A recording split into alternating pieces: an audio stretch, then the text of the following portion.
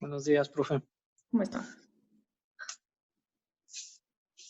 Cuéntame hasta dónde ha avanzado con las lecturas del campus virtual. Ya terminé, ya estoy haciendo el ensayo y ya solo O me sea, falta completar la terminó la lectura. introducción. Sí, ya, todo Ok. bien. Gabriela Cárdenas.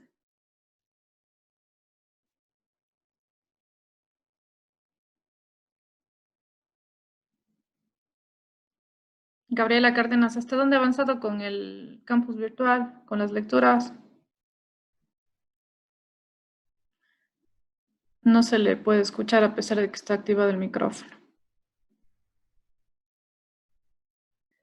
Jessica Miranda. Días. Sí, ya he avanzado, ya casi finalizo el ensayo para poder enviar.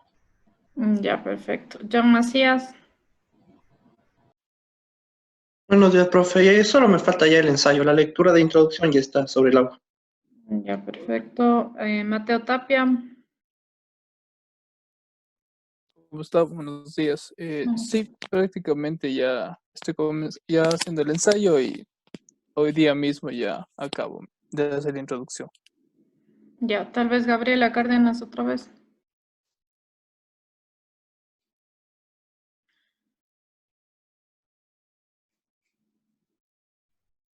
Jorge García. Buenos días, profe. O sea, ya tengo, el ensayo ya lo tengo hecho todo, se ha avanzado las lecturas hasta la parte, todo lo que es introducción del agua, sino que tengo problemas con la conexión y no he podido subir el ensayo. Ok, me puede mandar también a mi correo si es que no se le sube el campus. Y listo, perfecto. Meli Vanegas.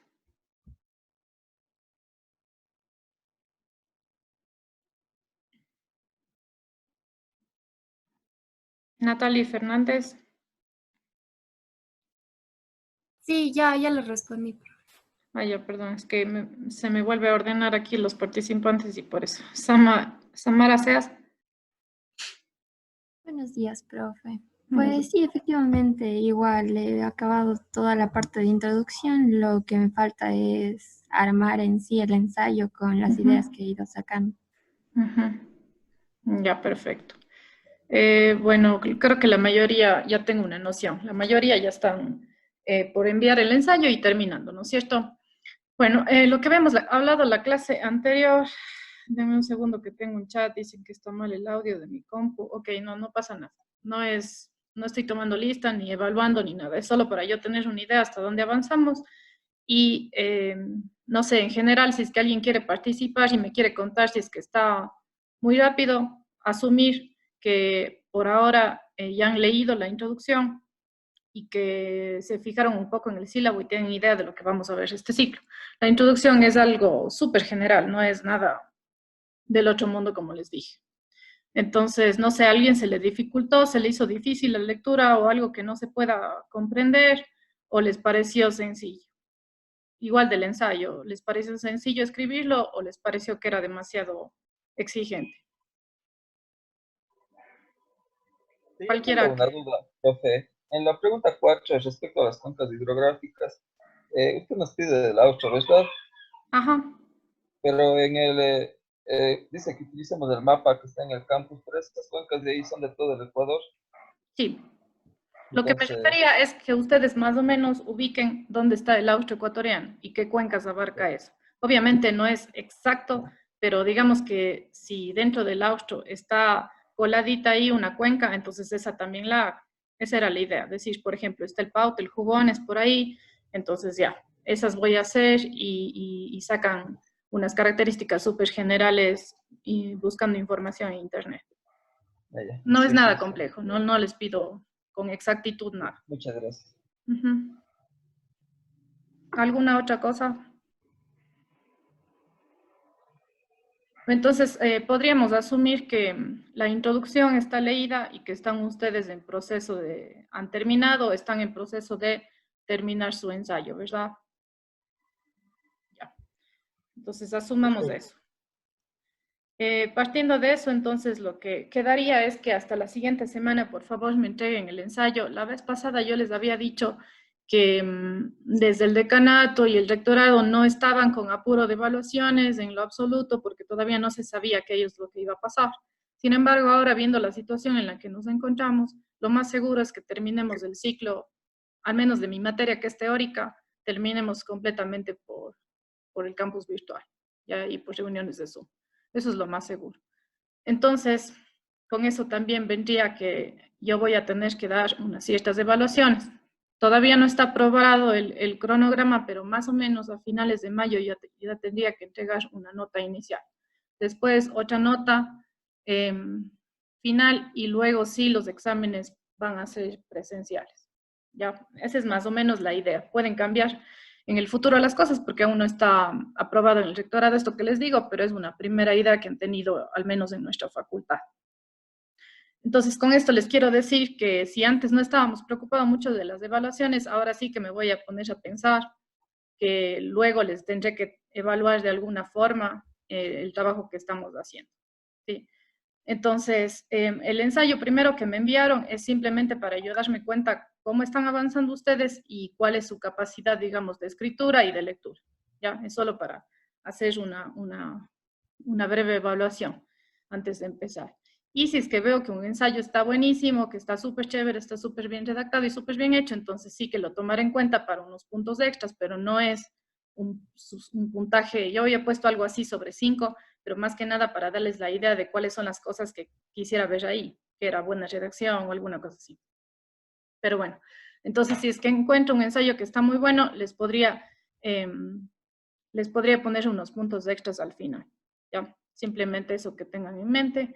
Después yo les había cargado, después de este ensayo, les había cargado los componentes del ciclo hidrológico y monitoreo.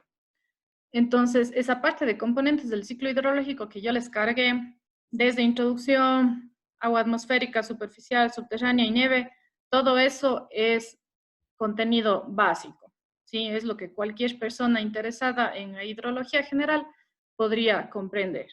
No tiene muchos términos técnicos ni mucha cosa. Entonces, si es un poco larga la lectura, entonces querría que ustedes empiecen ahora y la siguiente semana vemos cómo van y tal vez nos tome unos 15 días. ¿Ya? Entonces empiecen leyendo, empiecen revisando eso.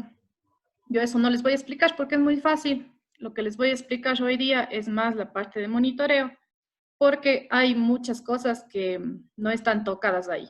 Entonces ahí sí dice, por ejemplo, la precipitación sí está un poco más descrita, pero de otras cosas no está tan descrita. Entonces a mí sí me gustaría hoy día conversarles un poco sobre un monitoreo más específico que no es solo a nivel de consultoría. Por ejemplo, si es que ustedes salen luego y hacen algún tipo de consultoría o proyectos, este monitoreo incluso va un poquito más allá a nivel de investigación.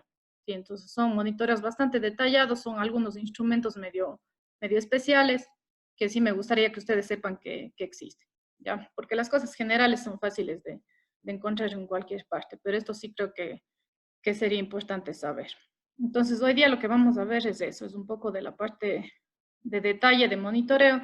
Y si ustedes se fijan en el campus virtual, después de las lecturas que les puse, dice cuestionario del ciclo hidrológico. Entonces, ustedes, como les decía la clase anterior, toman ese cuestionario del ciclo hidrológico, me avisan si es que lo pueden tomar una y otra vez, no es una prueba, es simplemente para que ustedes se vayan dando cuenta las cosas más importantes si es que captaron de la lectura. Entonces van cogiendo y van haciendo el cuestionario una y otra vez hasta que todas las preguntas les salgan bien. Es decir, hasta que capten toda la información más clave y más importante de las lecturas que envíen. ¿Sí? Entonces me cuentan si es que pueden hacerlo varias veces. Yo lo diseñé así, pero como es la primera vez que diseño estas cosas en el campus de la UDA, entonces no sé muy bien si es que estará. Pero si es que lo pueden tomar varias veces, el software lo que va a hacer es guardar su mejor nota y grabarla así. Y después del cuestionario les había cargado la presentación que voy a hacer hoy día. Entonces, si es que ustedes, les voy a compartir la pantalla, pero si es que tienen algún problema o se les está desconectando, lo que sea, la presentación está en el campus virtual, se llama Monitoreo Ecohidrológico. Bien, ¿alguna pregunta hasta ahí? No, no, profe. No, todo claro. Nada. Ya, perfecto. Entonces ahora les voy a compartir mi pantalla para poder explicarle esto que les digo del monitoreo. Ya. ¿La ven ahí? Sí. Sí. Sí. Sí, sí se ve. Déjenme ver si es que pongo en pantalla completa, si aún así se ve. ¿Ahí se ve también? No, no cambió. O sea, está así mismo. Está igual. Sí, ese. Ahí. Sí, sí, se ve. Ahí ya está. Hay que, no. No, ya no. Mejor les pongo en pantalla completa. ¿Ahí está bien? No aparece. Pero creo que se está cargando. Ya. Ya está. Ahí.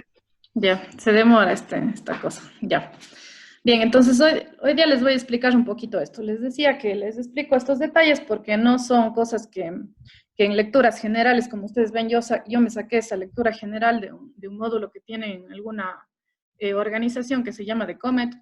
Ellos lo que hacen es brindar, sobre todo, información satelital, modelación y cosas así. Entonces, para que la gente se pueda descargar ese producto, primero tiene que entender un poco sobre hidrología. Entonces, por eso es que hacen esos pequeños módulos para que la gente no se descargue los productos sin saber nada. Esa era la idea principal y me pareció muy, muy condensado y muy general, entonces por eso es que yo les había dicho que estudien ahí o si no les había traducido. ¿Sí? Entonces, por eso es que les había dado esos módulos. Pero como es un módulo muy general, no hay cositas específicas, entonces ahora vamos a ver un poco de cosas más específicas y que tienen que ver con el monitoreo ecohidrológico, porque a ustedes eso es lo que les interesa, ¿no es cierto? Ustedes no van a ser hidrólogos, sino que les interesa la interacción que tiene el agua con la vegetación, con el suelo, con los animales, ¿sí? Entonces, por eso este monitoreo no se queda en la parte solo hidrológica de conocer cuánto llueve, cuánto caudal hay, sino que pasa en el medio. Esa es la ecohidrología, la final. Yo tengo mucha precipitación, tengo precipitación que cae sobre mi vegetación, luego esa agua por diferentes medios llega hacia los ríos. Pero ¿qué pasa en el medio? La hidrología básica o pura es la que estudia la precipitación y el caudal, pero todo lo que sucede en el medio, todas las interacciones que se dan con los ecosistemas, eso es la ecohidrología. Bien, entonces, de lo que ustedes van a leer, van a encontrar los componentes del ciclo hidrológico.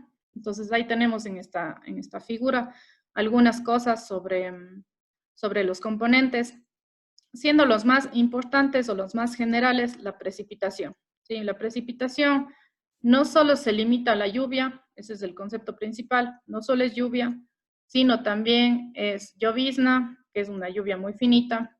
También puede ser nieve en algunos casos, nosotros no tenemos acá.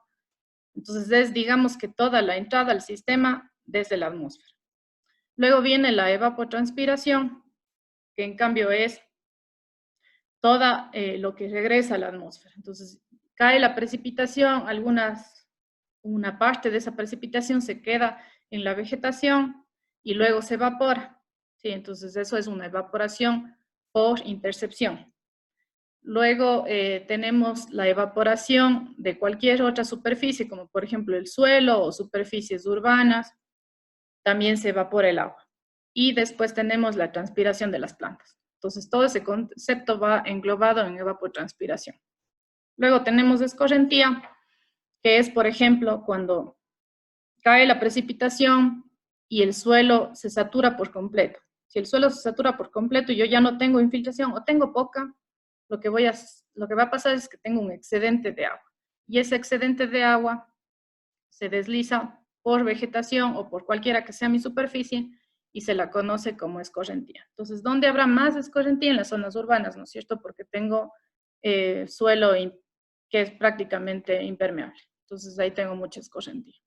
Y después, si es que tengo vegetación o suelos, esa agua que cae de mi precipitación se va infiltrando. Entonces, hay un flujo subsuperficial, que es ese flujo justo por debajo de la superficie, que va a ser más rápido que el flujo que está más debajo. Entonces, mientras más se infiltra el agua, el flujo debajo de la superficie, el flujo debajo de las capas de suelo va a ser más lento. Entonces, ahí es lo que voy a tener aguas subterráneas. Tengo acuíferos, todo eso ustedes van a leer a profundidad, todos esos conceptos. Entonces, tengo acuíferos, que son zonas donde se concentra bastante agua, y eso sería, digamos, los principales componentes descritos de una forma súper rápida. Bien, otra forma de clasificar estos componentes es en agua atmosférica. Entonces, la precipitación y la evapotranspiración, como suceden en la atmósfera, se engloban en agua atmosférica. La escorrentía también sería solo el agua superficial. Y después tenemos agua subterránea, y nieve y hielo a veces está como un componente aparte, porque no todos los ecosistemas, como el nuestro, por ejemplo, tienen siempre nieve y hielo. Bien, este concepto también es importante que lo sepan. Esto es, digamos que el nivel 1.0 de hidrología, y es el cierre de balance hídrico. Vamos a asumir siempre que existe una ecuación de la cantidad de masa, ¿sí? Entonces, la masa no se crea ni se destruye, ¿no es cierto? Entonces, siempre va a haber un balance en la naturaleza.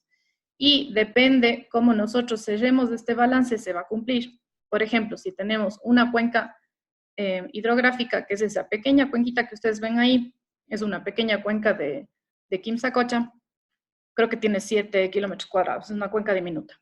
Pero está cerrado, o sea, tiene el concepto de cuenca hidrográfica porque tengo las montañas alrededor, que son las que cierran todas estas vertientes. Entonces, empieza la vertiente en la parte norte, que ustedes pueden ver, de colores más marrones, y luego esa vertiente se lleva hacia la parte inferior, de colores más verdes, que es una altura menor, ¿sí? Entonces, yo tengo cerrada esa cuenca, ahí puedo asumir que se debe cumplir este cierre de balance hídrico, ¿ya? En estas cuencas hidrográficas. Puedo yo también coger varias cuencas hidrográficas y unirlas, y tomar una cuenca más grande y decir, ahí también se debe cumplir mi cierre de balance hídrico.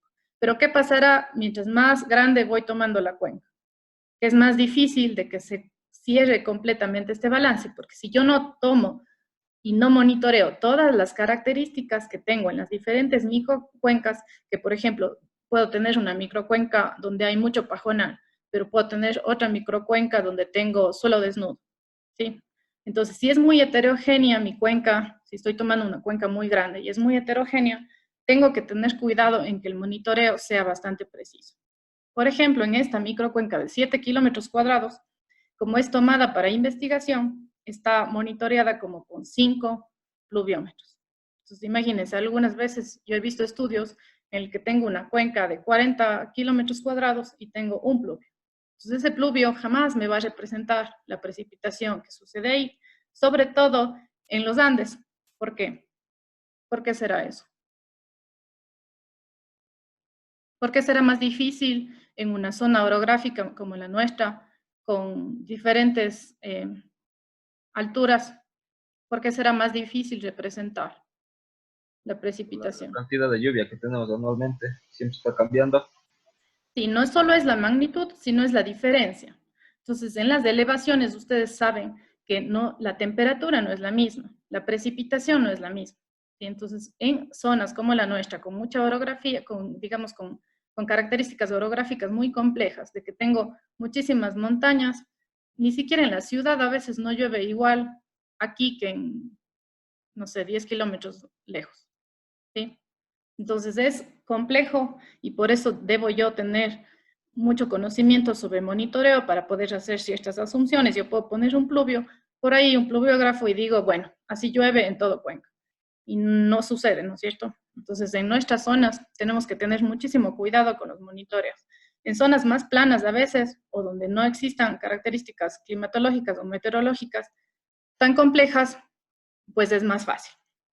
Pero aquí tenemos que tener cuidado con eso. Bien, entonces, para yo cerrar, para hacer el cierre de balance hídrico, ¿qué debo tener en cuenta? Todas mis entradas. ¿Cuáles serían las entradas en este caso? En un ejemplo casi cualquiera. ¿Cuál sería la entrada de agua? ¿Cuál componente hidrológico?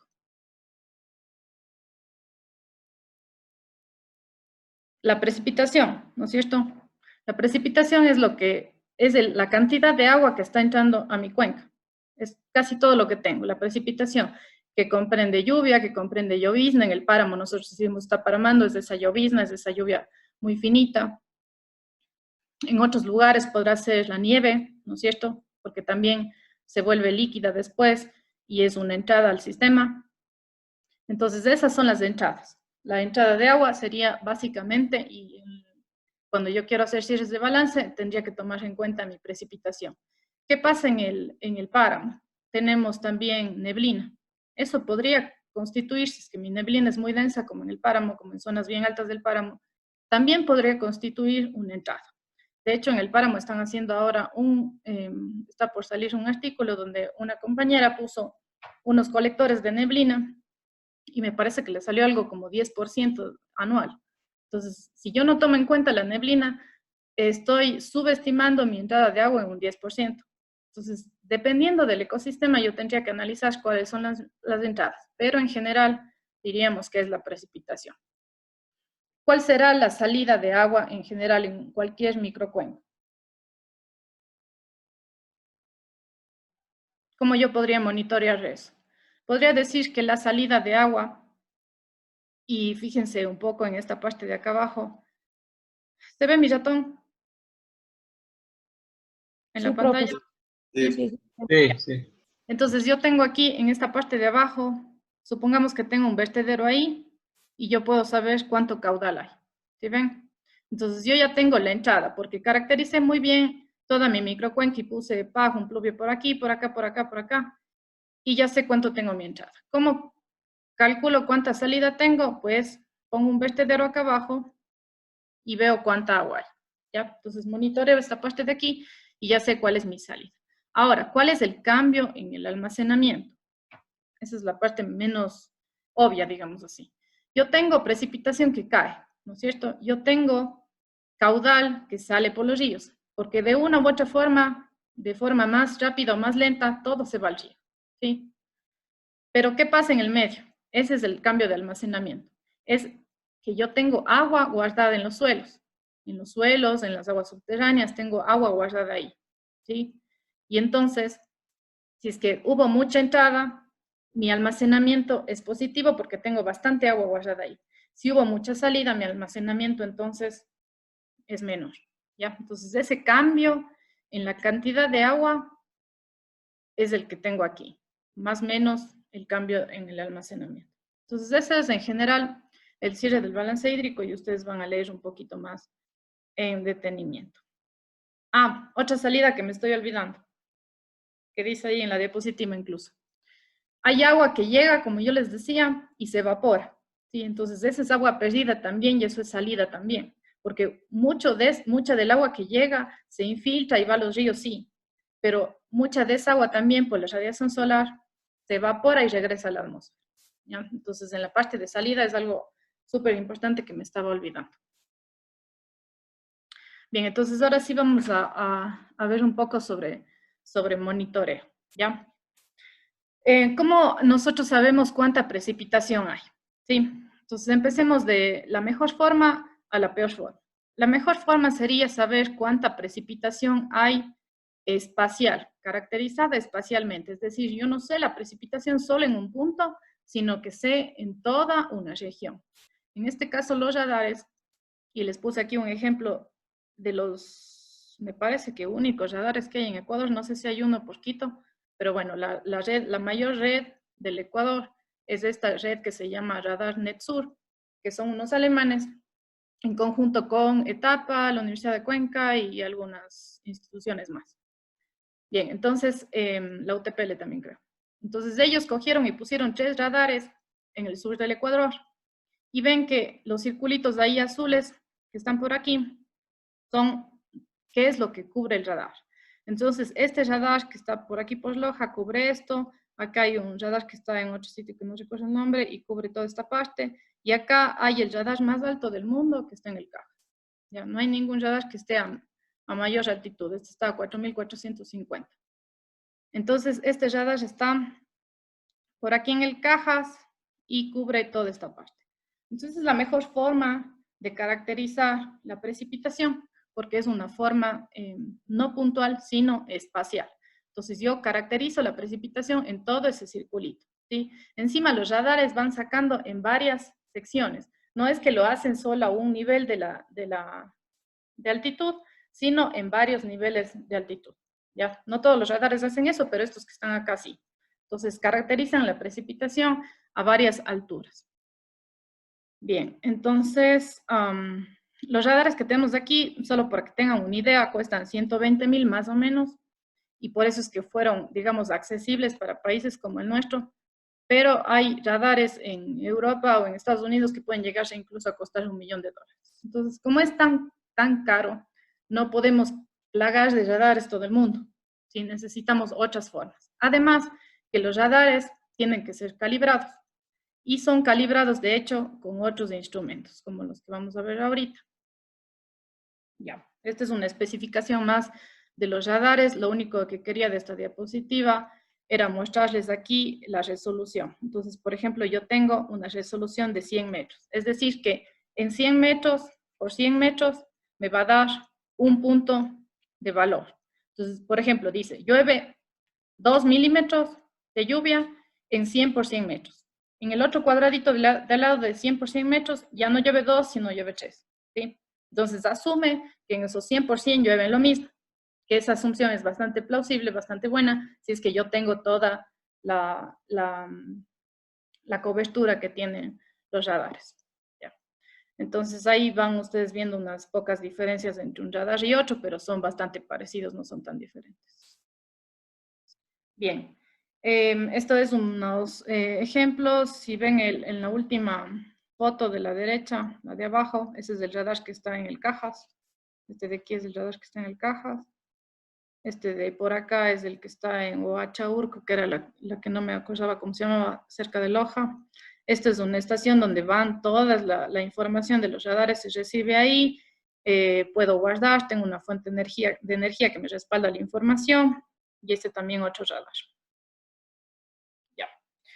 Entonces, acerca de los otros instrumentos, un poco más barato y con menos precisión y sobre todo medición puntual, los disdrómetros. Entonces, estos disdrómetros se utilizan en el proyecto también de Radar Nesur para calibrar, porque yo tengo un radar que me dice toda la precipitación de una forma espacial, pero este disdrómetro me va a decir de forma puntual cuánto está lloviendo en ese puntito del radar de 100% en el que yo le dije que llueve 3.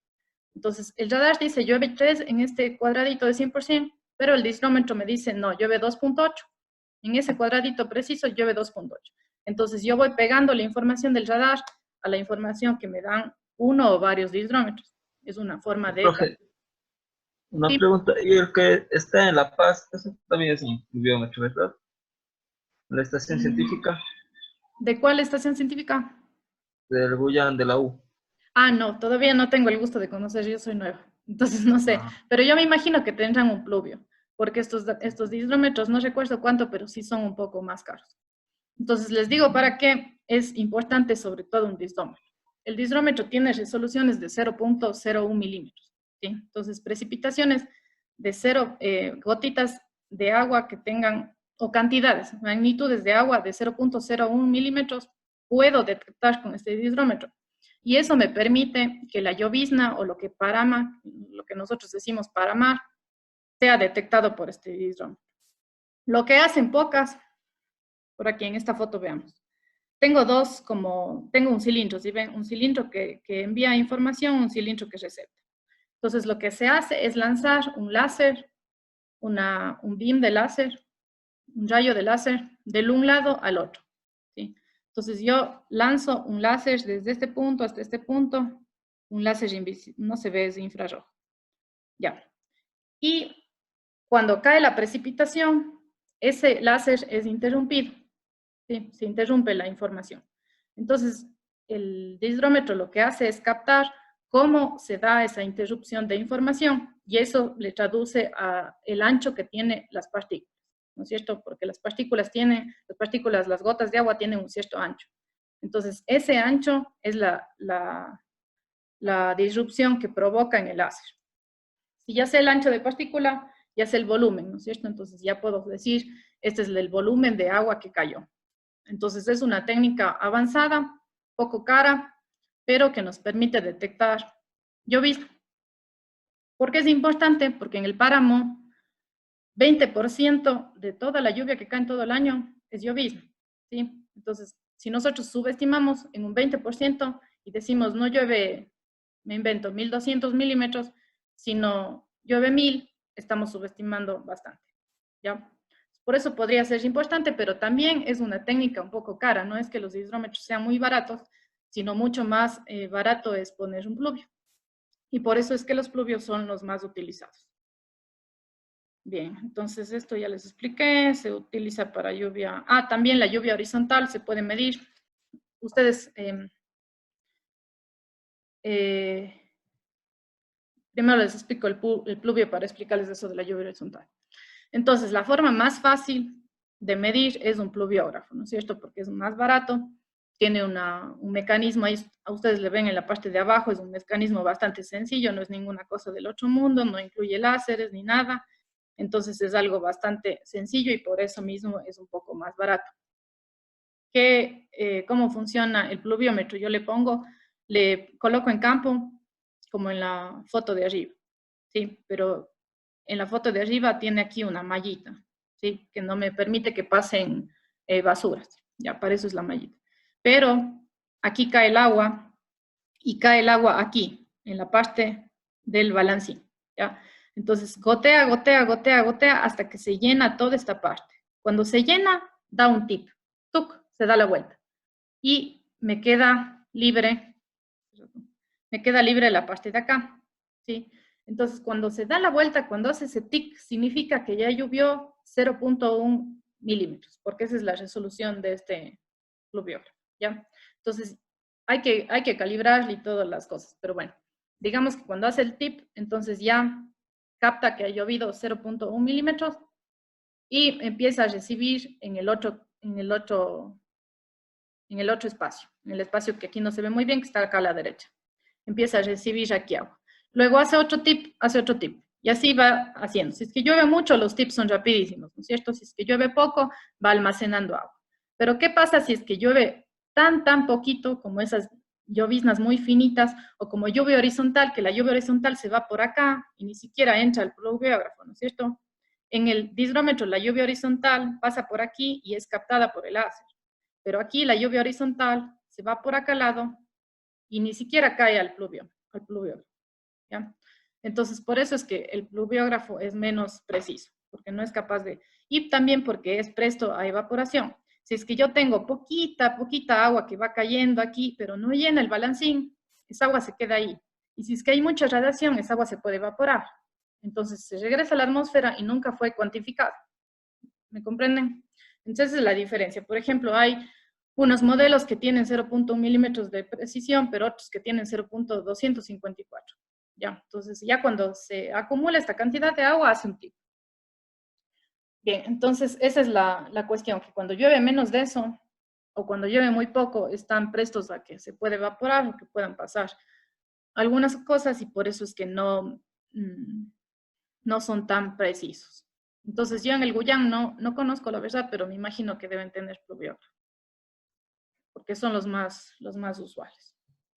Bien, entonces yo en el campus virtual, aparte de las lecturas que les mandé, también les había cargado unos artículos. Ya, los artículos están en inglés, por eso yo les quería dar primero una revisión súper general ahorita de los artículos para que ustedes después puedan leerlos con más facilidad.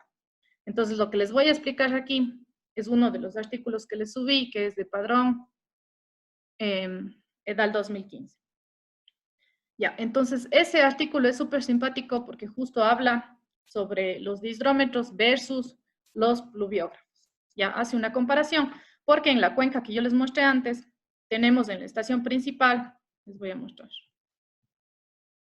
Ya, aquí pueden ver la microcuenca, ¿sí? Me van diciendo porque a veces está muy lento y no se puede ver. ¿Pueden ver aquí la microcuenca? Sí, profe. Ya, entonces justo en este cuadrado negro, ¿sí ven? Ahí está una super site, se llama. Le pusieron ese nombre porque es una estación de monitoreo que tiene muchísimas cosas, muchísimo monitoreo de muchísimas cosas. Entre estas, tiene un disdrómetro y tenía, me parece que todavía están ahí, tiene 3 pluviógrafos de diferentes marcas. Uno es Onset, otro es Texas y otro es Texas con protección. La protección, déjenme ver si tengo una foto de la protección. No, la protección es como unas barandas que se le pone alrededor para evitar que el viento sacuda muy fuerte. Entonces, si es que yo evito un poco el viento o evito animales o cualquier otra cosa, entonces tengo un poco más de precisión, porque entonces ya no tengo tanta lluvia horizontal, ¿no es cierto? Si es que no tengo tanto viento. Pero bueno, la cuestión es que pusieron ahí unos 3 pluviógrafos para también saber si es que los Texas o los Onset eran mejores, porque de diferente marca también es distinto. Y a la final, si es que yo quiero, depende para qué quiera hacer. Si es que yo quiero investigar, necesito saber exactamente cuándo llueve, lo más exacto posible. Si es que yo quiero hacer otras cosas, ya pues me puedo relajar un poco y decir, bueno, puedo tener un 10% de error, no pasa nada, solo quiero saber más o menos cuánta lluvia tengo, entonces pongo cualquier pluviógrafo, tal vez pongo un más barato. Sí, todo depende para qué estoy monitoreando. Pero en este caso estaban haciendo para investigación, entonces lo que hicieron fue comparar qué pasa si es que yo en el páramo pongo un disdrómetro o un pluviógrafo. ¿Sería suficiente caracterizar la precipitación con un pluviógrafo? Esa era la pregunta a la final. Porque yo tengo tantos sitios de páramo, desde Venezuela, Colombia, Ecuador, Perú, hasta unas pocas zonas en Costa Rica, ¿no es cierto? El páramo ocupa tanto territorio y es de tanta importancia a nivel de recursos hídricos que me interesaba saber si es que yo de verdad necesito comprar disdrómetros o si solo puedo poner pluviógrafos. Bien, entonces lo que estudiaron fue eso e hicieron algunas comparaciones. Por ejemplo, aquí dicen, el pluviógrafo registra más lluvia, excepto cuando la velocidad del viento es mayor a 4 metros por segundo. Entonces, ¿qué ven aquí ustedes en el gráfico? Fíjense un ratito. Aquí está la intensidad de la lluvia, ¿no es cierto? Entonces, por ejemplo, dice 1 milímetro por hora, 2 milímetros, una intensidad muy alta de mayor a 10 milímetros. Pero esto solo es para cuando tengo velocidades del viento entre 0 y 2. ¿Sí? Entre 0 y 2 metros por segundo.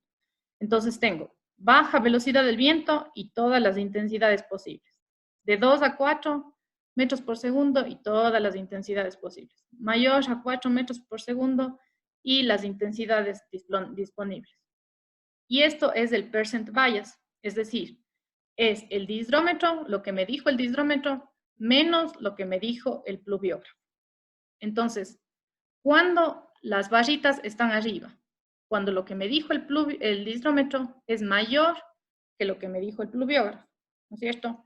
Y entonces, debería ser así, ¿verdad? Debería siempre yo tener barras arriba, porque yo les dije que el disdrómetro es capaz de captar más lluvia. No solo capta la típica lluvia, sino también la llovizna y también lluvia horizontal. Entonces, lo más obvio sería que yo siempre tenga las varitas arriba del 0%. Y lo ideal sería que los dos sean iguales, pero los dos no son iguales. Ya en su concepto, nunca voy a tener, o casi nunca, un 0% aquí, ¿no es cierto? Porque casi nunca el pluviógrafo puede ser igual al disdrómetro, porque el disdrómetro es de mejor calidad. En su concepto mismo es más detallado. Entonces, casi siempre voy a tener las magnitudes de arriba, ¿no es cierto? Pero hay veces en que tengo mucha lluvia, que el pluviógrafo sí me captó y que el disdrómetro no. Y eso, lo único que puedo decir es que el disdrómetro no está siendo adecuado para captar mi precipitación cuando tengo velocidades mayores a 4 metros por segundo. Por eso dice aquí, el pluviógrafo registra más lluvia, excepto cuando mi velocidad del viento es así, ¿ya? Entonces resulta que si yo tengo muchísima velocidad del viento, el viento se me está llevando a mi lluvia lejos de mi láser.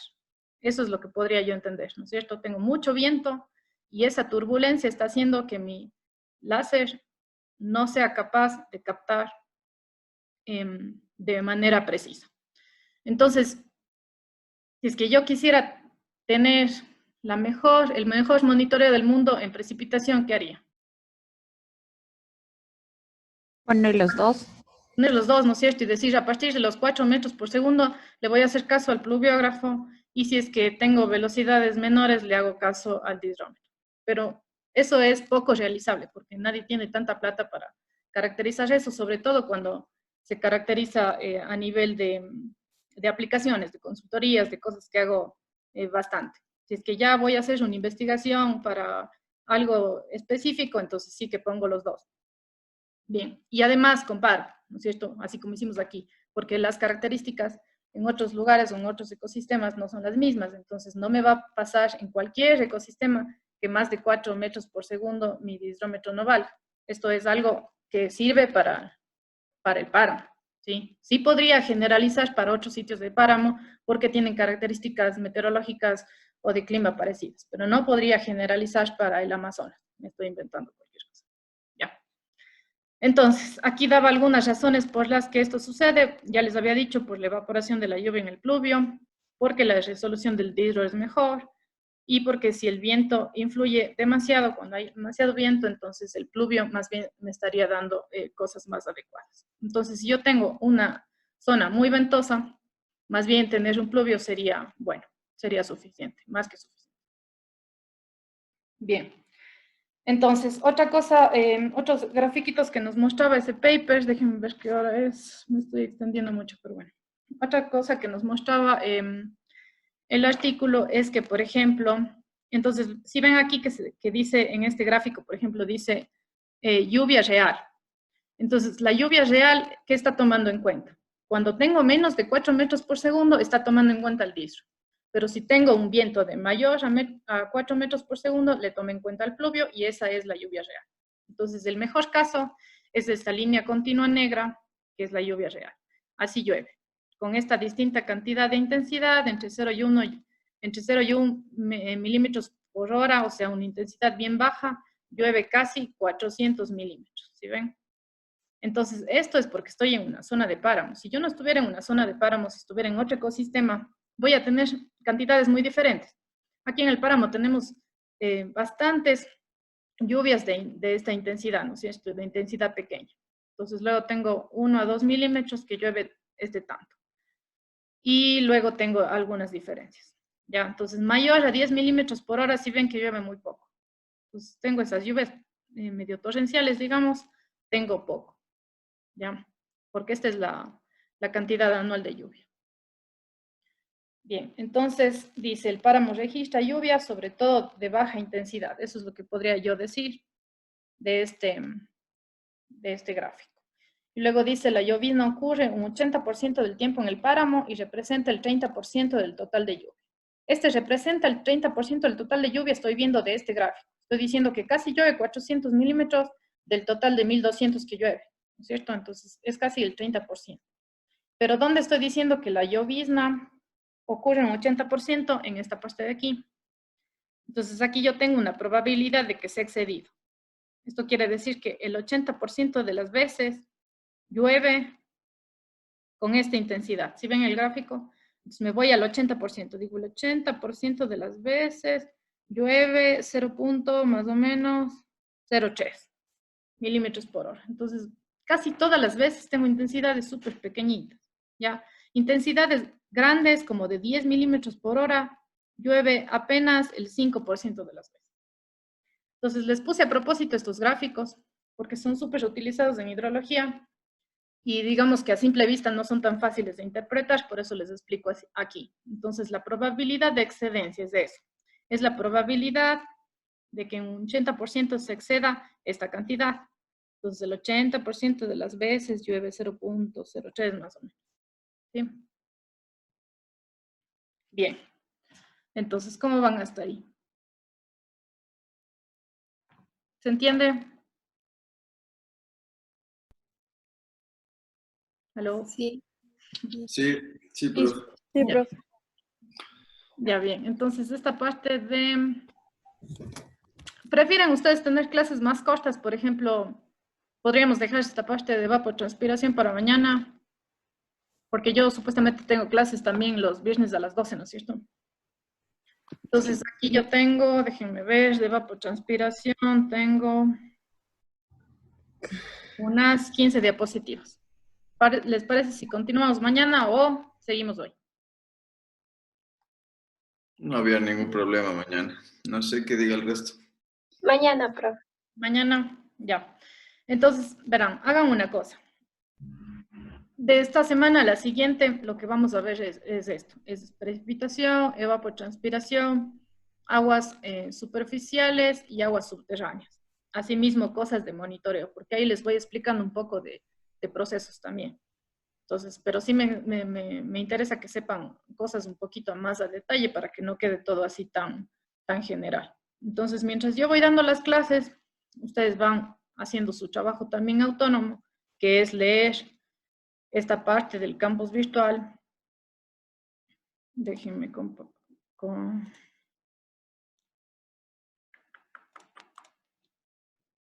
¿dónde está? Share screen. Les voy a compartir. Ya, ahí están viendo el campus virtual, ¿no es cierto? Sí. Ya, entonces ustedes van leyendo esta parte de introducción, de agua atmosférica. Hoy día hablé de lo que está aquí en agua atmosférica. Hablé de un monitoreo más detallado de lo que se ve aquí y mañana también voy a hablar de eso. Y después ven la siguiente semana, en cambio vamos a ver esta parte de agua superficial y subterránea. ¿Ya? Entonces dejemos ahí por ahora y igual siempre van a tener aquí está la presentación de hoy, en este de monitoreo ecohidrológico. Y el cuestionario tiene 14 preguntas, pero esas 14 preguntas tienen que ver con toditos los 5 puntos. ¿Ya? Entonces yo prefería que el cuestionario lo tomen al final, cuando ya hayan leído todito esto de aquí. Bien, entonces creo que podríamos dejar ahí. ¿Tienen alguna pregunta? Profe, para las cuencas de la zona del Austro, ¿describimos solo una o podemos describir varias para el ensayo? Ustedes tienen que fijarse en la zona del Austro, qué cuencas nomás tenemos. ¿Que es una? ¿Es más? Ya. Pero las generalidades y los aspectos que nos pide, describimos de todo. Es buscar algo en internet sobre esas cuencas, o sea, no es nada del otro mundo. Ah, ya, gracias. ¿Ya? ¿Alguna otra pregunta? ¿Las diapositivas les va a subir al campus, profe? Sí, están subidas. Están Gracias. en la presentación que dice monitoreo ecohidrológico. Ya, entonces, dejemos ahí mañana a las 12, entonces, ¿no es cierto? Mañana a las 12 hablamos sobre evapotranspiración, porque yo creo que eso nos va a tomar una media horita o algo así. Solo espérenme un segundo para ver cuántos han estado, porque a mí me piden contar. Déjenme tomo un print screen. Porque nos piden que les digamos cuántos están para poder ellos saber si es que estamos con algunos estudiantes. Yo he visto que todos se han conectado al campus virtual, entonces yo creería que sí tienen, o si no, díganme si es que alguien no tiene acceso a internet o a una computadora para estar tomando las clases como hasta ahora. Ann Frías me comentó hoy día que no se iba a poder conectar porque estaba sin internet. Pero dijo Justo que le iba a decir lo mismo. solo de hoy día, que generalmente sí puede. Pero bueno, hoy día. Ya, no, eso no es problema porque yo luego les pongo un link a YouTube para que puedan ver el Zoom de hoy. Entonces eso no es un problema. Ok.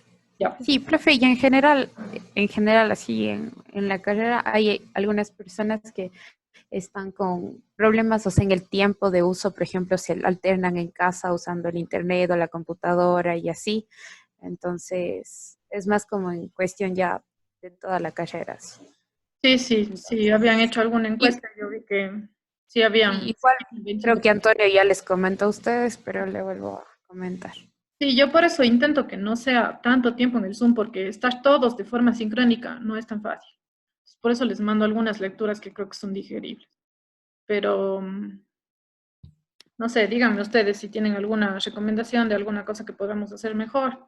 Yo igual estoy presto. Es la primera vez que todos los profes damos, casi todos al menos, por campus virtual, entonces no es tan fácil asumir que ustedes están bien o mal. Es más de que ustedes nos den retroalimentación y nos digan, profe, así no estamos entendiendo nada, o yo qué sé. Entonces, más un poco de que ustedes también nos digan cómo prefieren las cosas o cómo con otros profesores han aprendido más o cosas así. Ya. Entonces, bueno, con eso en mente, cualquier cosa me pueden escribir a mi correo y podemos, ya estamos en contacto. ¿Sí? Listo, profe. Ya, nos vemos mañana. Que pasen bien. Listo, gracias. Gracias. Gracias, profe. Hasta mañana. Gracias. Gracias.